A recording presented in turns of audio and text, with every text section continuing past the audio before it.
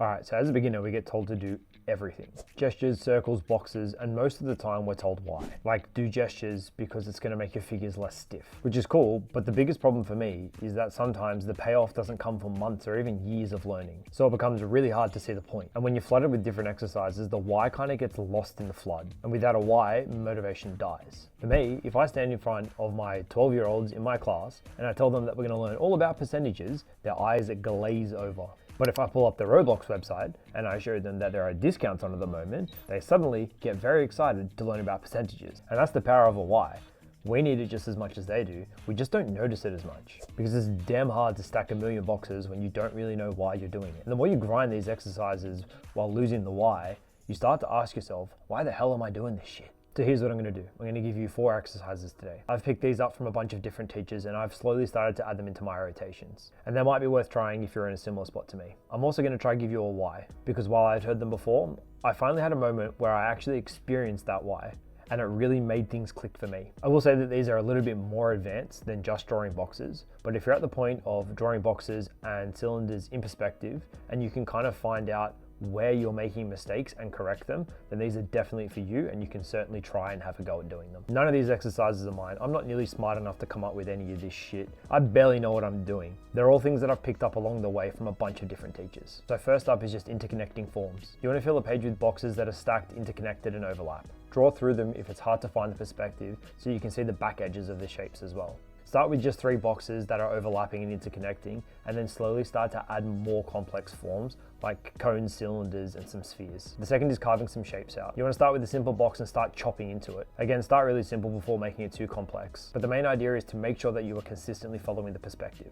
And this is where it really started to click for me. I had one of those aha moments where the penny finally dropped. I've been doing these exercises for ages now, and the ones that are to come. And I'd heard that they're so important for drawing figures and pretty much everything. But it's hard to connect the dots until you actually experience it in practice. This week I've been focusing on learning arms. How can you take a cylinder-like mannequin and turn them into something a little bit more organic? I'd come across this idea in Tom Fox's book, Michael Hampton's book, and Anatomy for Sculptors, but I've never been ready to put that into practice. And now that I'm taking the artwork courses, I like to have a look at different teachers and see how they're all making these connections. And funnily enough, they're all kind of saying the same thing in different ways. The arms are kind of like a chain of interlocking forms. And to really understand that, boxes are the way to go. Just like in the first exercise, the shoulder, the upper arm, and the forearm can all be simplified into boxes that interlock. In one of Tom Fox's examples, he shows it as a blocky shoulder, a really thin upper arm, and then a longer lower arm. And even then, some of these simplifications can still feel a little bit too complex for me. So I like to break them down a little bit more and slide them along a box simplification spectrum. And then you can start to carve them. Once you have those boxes, you can start shaving them down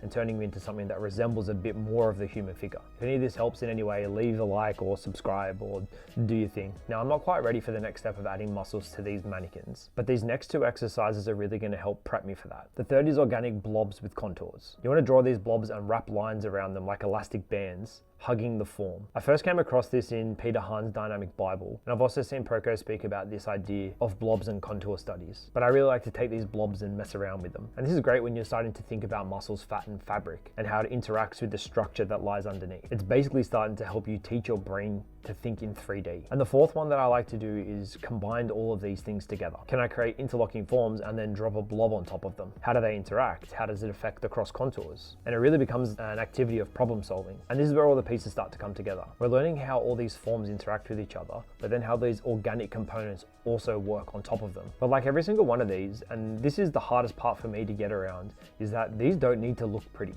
And I don't think any of mine do look pretty. But the idea isn't to make it finished artwork, it's to start understanding what the form is trying to do.